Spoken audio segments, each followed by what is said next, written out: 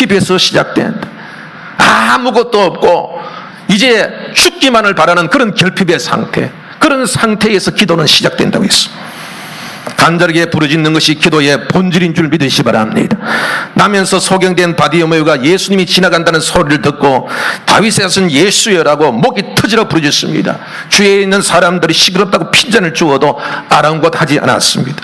이 기회를 놓치면 평생 볼 수 없기 때문입니다. 죽기 살기 부르짖었습니다. 주님 도우심 없으면 나는 죽습니다. 평생 저주 속에 삽니다. 살려주십시오. 고쳐주십시오.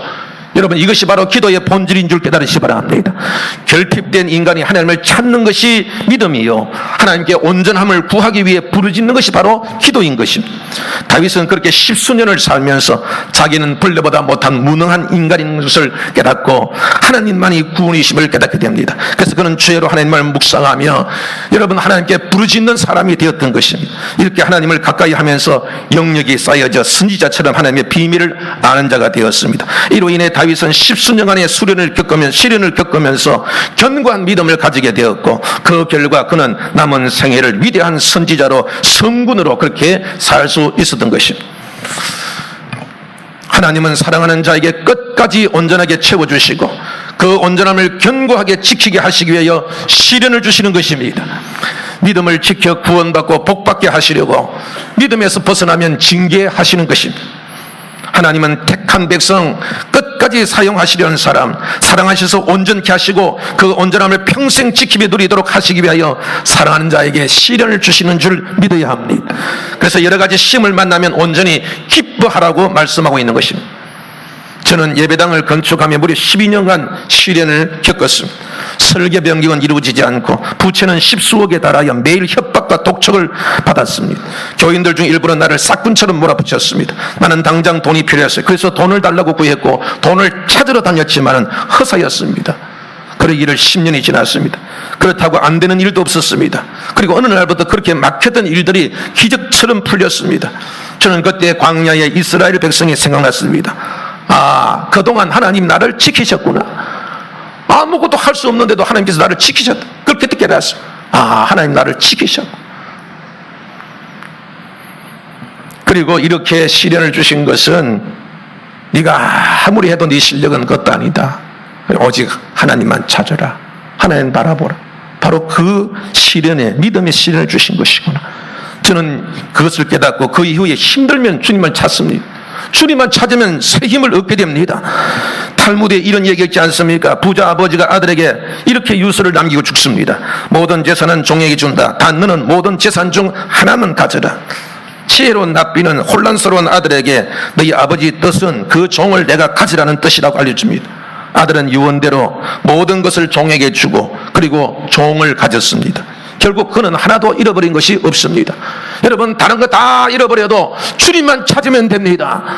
모든 것을 온전케 하신 분이 바로 예수이시기 때문입니다. 우리에게 시련을 주시는 이유도 다 지나간다, 다 끝나지만 오직 영원하신 주님밖에 없다. 그러니 오직 주님만을 믿어라. 그것이 바로 네가 살 길이다.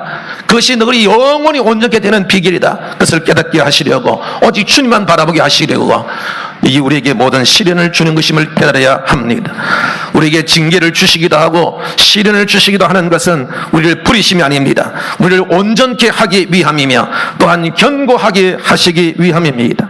사랑하시기 때문입니다. 끝까지 함께 하시고 싶어서입니다. 점점 부족함이 없도록 채워 온전케 하며 그것을 끝까지 지키며 누리게 하기 위함입니다. 사랑하는 성도 여러분들, 우리가 분명히 알아야 하는 것은 우리는 부족한 자라는 것입니다. 그리고 우리의 부족을 채우신 분이 하나님이십니다. 마치 전기를 끊으면 전기 제품이 그 순간 멈추듯이 하나님의 은혜 없이는 아무것도 할 수 없는 존재라는 것입니다. 여러분, 이것을 깨닫는 것은 매우 어렵습니다. 왜냐하면 지금 우리는 살고 있잖아요. 부족함이 없잖아요. 그러니까 내가 부족함이 없는데 내가 뭐 결핍된 게 무엇이느냐? 근데 결핍된 걸 잘 모른다 이 말이에요. 그런데 우리가 그렇게 애를 쓰고 힘써도 모든 일들이 어려움과 고통을 당할 때에 비로소 우리 자신들이 아하, 지금까지 지내온 것이 내 실력이 아니고 하나님의 은혜였다. 그때 비로소 알게 됩니다. 그리고 그때부터는 알게 됩니다. 아, 하나님이 도우시면 아무것도 할 수가 없구나. 여러분, 그것을 깨닫는 것이 여러분 믿음인 줄 깨달으시기를 바랍니다. 그런데 여러분, 이것을 깨닫는 것이 쉬울까요? 그렇지 않습니다. 이것이 몸에 익혀지고 습관처럼 되어지려면 오랫동안 훈련이 되어야 됩니다. 이것이 바로 주님이 주시는 시련이요, 시험이요, 연단입니다. 그러니까 이 연단을 극복해야 돼요. 여러분들 한두 번 해서 금방 몸에 익히지 않습니다.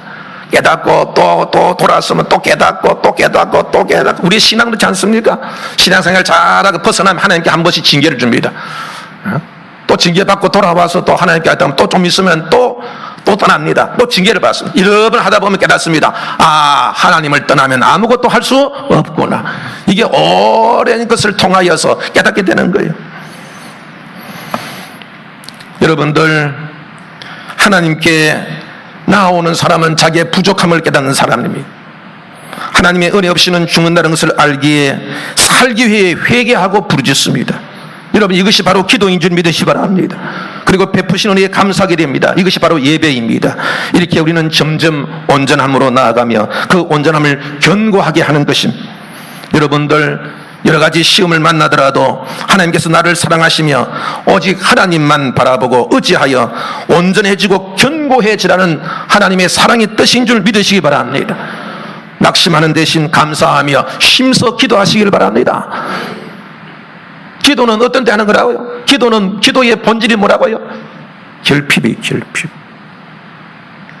사람이 부르짖게 되는 것은 아무것도 없고 이제는 죽게 생겼을 때에 다른 거 보이지 않고 오직 살기 위하여서 그것만 쳐다보는 그것이 바로 여러분 기도의 본질이라는 거예요. 여러분, 살려면 하나님 믿고 기도해야 됩니다. 간절히 기도해야 됩니다. 기도하면 하나님은 응답하실 의무가 있습니다. 왜냐하면 하나님은 우리의 왕이시기 때문에. 여러분, 우리들도 힘들고 어려우면 청와대에 청원하잖아요. 대통령 당신이 우리를 생명과 재산을 지킨 분 아닙니까? 우리의 청을 들어주십시오. 청 올린 것처럼. 그거 들어줘야 돼요. 여러분들, 하나님은 우리 기도를 들으시는 분입니다. 들어주시는 분입니다. 근데 우리가 알아야 돼. 바로 믿음은 뭐냐? 내 결핍을 인정하는 거예요.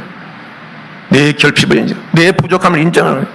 하나님만이 우리를 온전히 하시는 걸 믿는 거예요.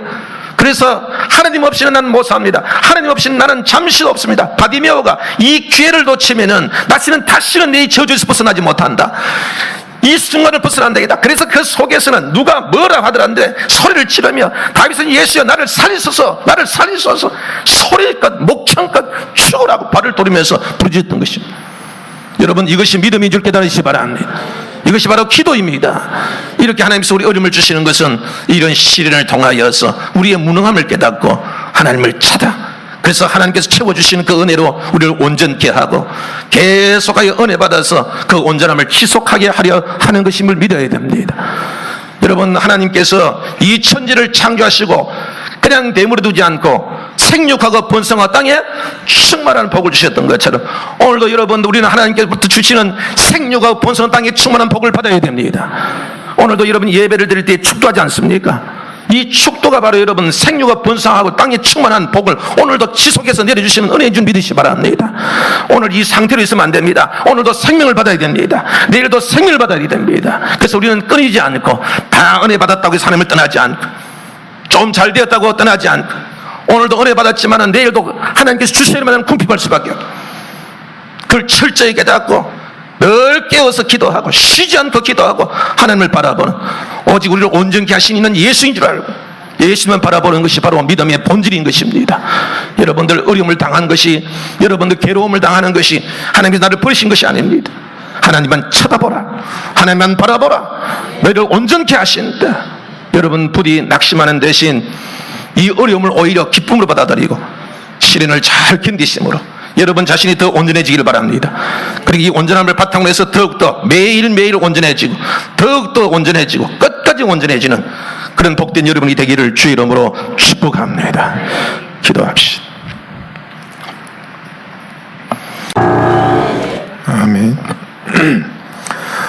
몸이 약한 아들을 둔 부모는 다른 것 원하지 않는다. 단지 건강하기만 했으면 좋겠다. 그렇게 말합니다. 그러나 아들이 건강해지면은 생각 좀 달라집니다. 학교 잘 다니고 공부 잘했으면 좋겠다. 또 공부도 잘하면은 좋은 직장을 얻어서 좋은 배필을 얻고 출세했으면 좋겠다. 이렇게 그 욕심이 한도 끝도 없습니다. 부모는 자녀들이 온전해지기를 바랍니다. 조그마한 흠도 없이 모든 것을 다 갖추기를 원합니다. 이것이 자녀를 사랑하는 부모의 마음입니다. 우리를 사랑하시는 하나님 아버지도 다르지 않습니다. 우리를 창조하실 때에 조금 더 부족함이 없도록 지으셨습니다. 그래서 보시기에 좋았다. 그렇게 만족하셨습니다. 이렇게 우리를 온전하게 창조하셨는데 우리가 부족하면은 당연히 우리가 온전해지기를 원하시겠지요. 그래서 오늘 본문 4절에 인내를 온전히 이루라. 이는 너희로 온전하고 구비하여 조금 더 부족함이 없게 하려 함이라고 말씀하십니다. 여기서 온전하다란 말은 헬라어 텔레이오스인데 도자기로 예를 들면은 이 도자기가 처음 이렇게 구웠을 때에 이 도공이 얼마나 아름답게 있었는지 기뻐하고 즐거워했는데 그것이 오래가도 조그만 흠도 없고 조금도 깨어지지 않는 완벽한 그 상태로 보존되는 것이 바로 텔레이오스, 온전하다는 뜻입니다. 그러나 이 세상에 어느 사람도 온전한 사람은 없지요. 온전하였다면, 완전했다면 가난하지도 않을 것이고 병들지도 않았을 것입니다. 실수도 실패도 없을 것입니다. 그러나 한 번도 죄짓지 아니한 사람이 어디 있고 한 번도 실수하지 않은 사람이 어디 있으며 한 번도 실패하지 아니한 사람이 어디 있습니까? 병들지 않은 사람이 어디 있으며 늙지 않은 사람이 어디 있으며 죽지 않은 사람이 어디 있습니까? 인생은 불완전합니다. 완전하면 하나님이지 사람이냐? 완전하지 못하니 사람이지, 이런 말이 있는 것처럼 우리 모든 인생은 불완전할 수밖에 없습니다. 그러면 우리 인생은 본래 이렇게 불완전한 존재였을까요? 성경에서 답을 가르쳐줍니다. 아담은 온전한 사람이었습니다. 창세기 2장 19절에 보면은 아담은 모든 생물의 이름을 지었다고 해요. 모든 생물의 이름을 지었다. 이게 무슨 뜻일까요? 여러분, 수백 페이지 그리고 저 수백 권의 책을 편 이 작가가 제일 고민하는 것이 무엇일까요? 글은 썼는데 제목을 붙이는 겁니다. 설교하고 나서 설교할 때 제일 힘든 것이 제목 붙이는 거예요. 왜냐하면 설교의 모든 부분이 한마디로 얘기할 때에 제목에 녹여지기 때문에. 수백 권의 책을 써도 그 수백 권을 한마디로 얘기할 수 있는 것이 바로 이름입니다. 제목입니다. 그러니까 아담이 모든 생물의 이름을 지었다는 것은 모든 생물을 다 알고 있었다. 그 뜻입니다. 이렇게 아담은 지식과 지혜에 온전한 사람이었습니다. 뿐만 아니라 아담은 병이 들지 않았습니다. 죽음도 없었습니다. 신체적으로 온전했습니다. 그러니까 아담과 하와 부부 사이에도 얼마나 금슬이 좋은지 모릅니다. 완전한 사랑이었습니다. 아담이 살았던 에덴 동산이야말로 사람이나 짐승이나 식물이나 생명이 넘치는 천국이요 낙원이었던 것입니다. 그러나 어느 날 갑자기 모든 것의 온전함이 사라져버렸습니다. 마치 떨어진 도자기처럼 곳곳이 깨어지고 흠집이 생겨버렸습니다. 왜 이런 일들이 일어났을까요? 하나님이 진리와 생명인데 사탄이 유혹을 받아서 하나님에게서 벗어났기 때문입니다. 그렇게 활발하게 작동되었던 개성공단의 전기가 끊기고 이렇게 물이 끊기자 개성공단의 공장은 아무것도 할 수 없는 폐허가 되고 만 것처럼 진리와 생명이신 하나님부터 벗어나자 온전했던 인생이 결점투성이의 인생으로 전락되게 된 것입니다. 풍성하던 삶에 가난한 것이 찾아왔습니다. 사랑하는 부부 사이에 미움과 시기가 들어왔습니다. 가시와 은근기가 나는 세상에서 이마에 땀을 흘려 겨우 살아가는 고통의 삶을 살게 된 것입니다. 이 모습을 본 하나님의 마음은 어떠했을까요? 온 마음을 쏟아 그린 그림이 훼손되었다면 그 그림을 그린 사람이 마음이 어떻겠습니까? 어떻게 했는지 그 그림을 복구시키려 하지 않겠습니까? 건강한 자식이 갑자기 몸이 불편하면 어떻게 해서든지 온전하게 하려 하지 않겠습니까? 당신의 생기를 불어넣어 당신의 형상을 닮은 아담이 그렇게 망가졌으니 하나님 마음이 어떠했겠습니까? 그래서 온전하지 못하게 된 우리들을 온전하게 하시기 위해서 하나님은 독생자를 이 땅에 보내신 줄 믿습니다. 모든 자연과 생물을 온전케 하신 이는 하나님이십니다. 하나님을 떠나 죽었다면 살아달려면 하나님께 돌아와야 됩니다. 하나님께 돌아오려면 세 가지의 조건이 충족돼야 돼요. 제가 여러 번 말씀드렸습니다만은 원수된 자와 화목하려면 이 세 가지 조건이 충족돼야 돼요. 누구든지 죄를 지은 사람이 먼저 죄를 시인하고 죄에 대한 책임을 지고 다시는 그런 죄를 짓지 않겠다는 그런 서약을 해야 됩니다. 다짐을 해야 됩니다. 이 세 가지가 충족돼야 비로소 화해할 수 있어요. 이거는 개인도 마찬가지고 나라도 마찬가지고 영적으로 하나님과의 관계도 마찬가지입니다. 그래서 여러분들, 우리가 예수를 믿어서 우리의 죄를 회개하고 우리 예수 연합되었을 때 예수님이 우리의 죄를 대신 갚아주시고 이제는 오직 하나님만 믿겠습니다 이는 다짐을 함으로 인하여서 하나님과 우리는 서로 화목하게 된 줄 믿으시길 바랍니다. 예수님께서 우리를 온전케 하시려고 십자가에 죽으셨다고 말씀하고 있습니다. 히브리서 10장 14절에서 그가 거룩하게 된 자들을 한 번의 제사로 영원히 온전하게 하셨느니라고 말씀하고 있고, 히브리서 12장 2절에서도 믿음의 주요 또 온전하게 하신 이는 예수를 바라보자 라고 말씀하고 있습니다. 예수님은 우리를 온전케 하시는 분이십니다. 죄 때문에 온전할 수 없는 우리를 위하여 주님께서 죄값을 대신 치루어 주심으로 우리를 의롭게 하신 것입니다. 하나님과 화목하게 하신 것입니다.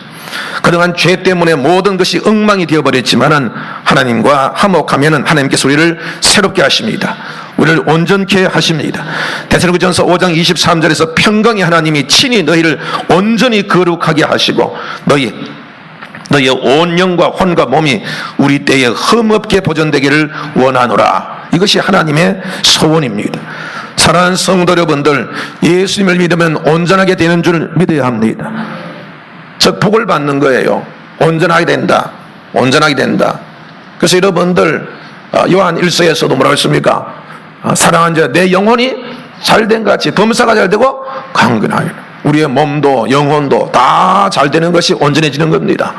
여러분, 온전한 복을 받는 여러분이 되기를 주님을 축복합니다. 여러분들, 왜 우리가 예수님 믿으면 온전하게 될까요? 그것은 언약 때문입니다. 하나님과 우리는 언약을 맺었습니다. 그 언약 맺은 것이 바로 세례가 아닙니까? 언약은 당사자 간에 서로 맺는 거예요. 언약 중 우리에게 주어진 것은 예수님 우리의 중보자시요 보증인이심 하나님의 나라의 왕이심을 우리가 믿는다는 것입니다. 그래서 여러분들, 우리 그리스도인이 해야 할 의무는 예수님을 섬기고 예수님 말씀을 믿고 따르는 것이 우리의 의무인 줄 믿으시 바랍니다. 그러면 예수님은 왕으로서 보증인으로서 중보자로서 우리의 죄를 사하시고 우리를 지키시고 보호하시고 복을 주셔야 됩니다. 주님께서 우리를 구원하시는 것이 주님의 의무입니다. 그래서 우리가 하나님께 구원해 주십시오, 온전케 해 주십시오라고 요청할 권리가 있는 것입니다. 즉 우리가 기도하면 주님은 응답할 의무가 있는 것입니다. 단 우리도 그 언약대로 주님의 말씀을 듣고 지켜야 합니다. 사랑하는 성도 여러분들, 예수님 잘 믿어서 온전하게 되는 그런 복을 받기를 주님의 이름으로 축복합니다. 그런데 온전케 되더라도 그 온전함이 계속 지속되어야 되지 않겠습니까? 여러분, 하나님께서 천지를 창조하신 후에 보시기에 좋으셨다라고 하셨습니다. 그리고 그 다음에 하신 일이 있어요. 좋았다라고 끝나지 않고 그 다음에 하신 일이 생육하고 번성하고 땅에 충만하라고 복을 주신 것입니다. 만약 여러분, 아담과 하와가 창조했는데 아들도 낳지 못하고 딸도 낳지 못하고 또 식물을 창조했는데 하나도 자라지도 못하고 번식도 하지 않는다면 여러분 어떻게 됐겠습니까?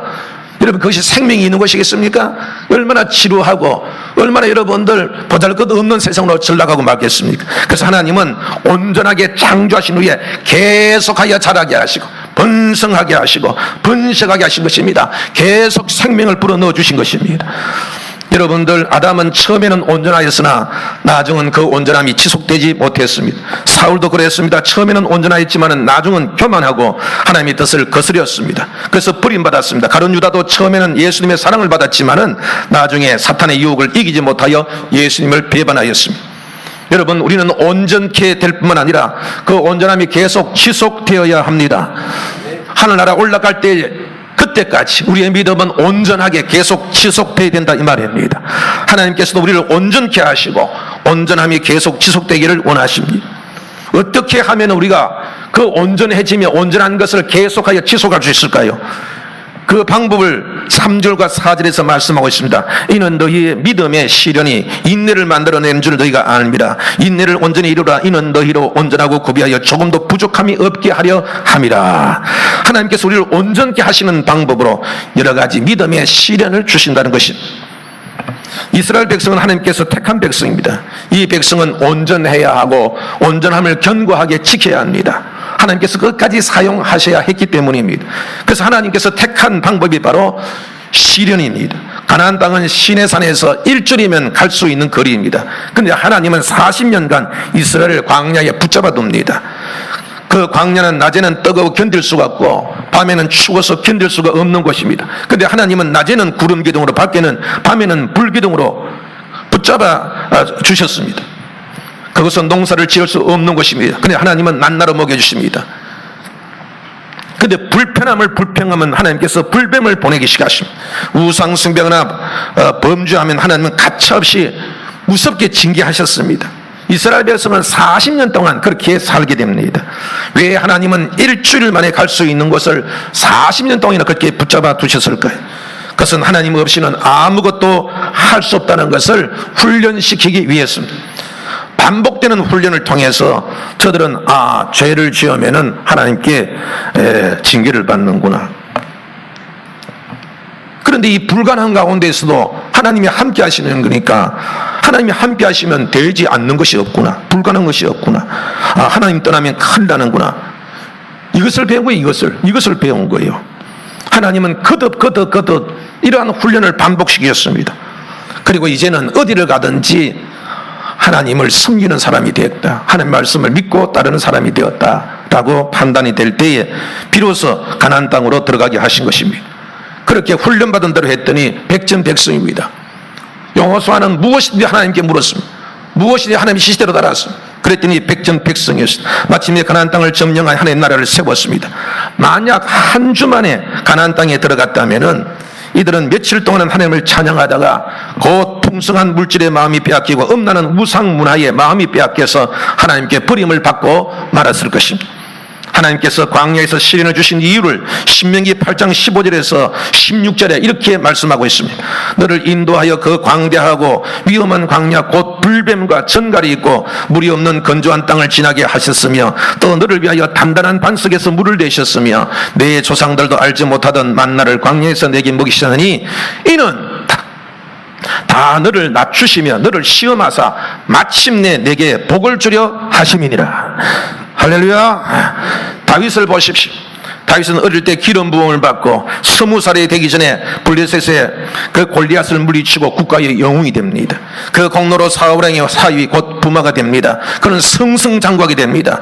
사울왕이 자기의 자리를 위협받을 정도로 그렇게 승승장구했습니다. 그러자 사울왕이 다윗을 시기하여 죽이려 합니다. 그러면 하나님께서 막아주셔야 하는데 하나님은 그냥 내버려 둡니다. 다윗은 할 수 없이 사울을 피해 도망갑니다. 도망가다 나중에는 타국 땅 모압까지 그렇게 도망을 갑니다. 그런데 하나님은 겨우 피해왔는데 다시 이스라엘로 돌아가라 합니다. 이제 하나님 돌아가면 안전하게 지켜주시겠거니 생각했는데 여러분들 웬걸 사울은 그 소식을 듣자 다시 죽이려고 달려듭니다. 도대체 하나님은 왜 다윗을 그렇게 모지게 시련을 당하게 하셨을까요? 그 이유를 고린도후서 1장 9절에서 찾아볼 수 있습니다. 우리 마음에 사형 선고를 받은 줄 알았으니 이는 우리로 자기를 의뢰하지 말고 오직 죽은 자를 다시 살리시는 하나님만 의뢰하게 하려 하심이라. 하나님은 다윗이 여자의 후손의 조상이 될 수 있는 온전한 사람이 되기를 바라셨습니다. 어릴 때부터 하나님을 사랑하고 순종한 다윗에게 오랫동안 복을 주시기를 바랐습니다. 그래서 하나님은 끝없는 시련 속에 밀어 넣으신 것입니다. 다윗에게는 아무것도 없었습니다. 다윗은 한시도 하나님께 도움을 구하지 않고는 견딜 수가 없었습니다. 언제나 조마조마한 마음을 달리는 길은 오직 하나님만 찾는 길밖에 없었습니다. 매일 죽음을 앞두고 있으니 하나님 앞에 간절히 구할 수밖에 없었던 것입니다.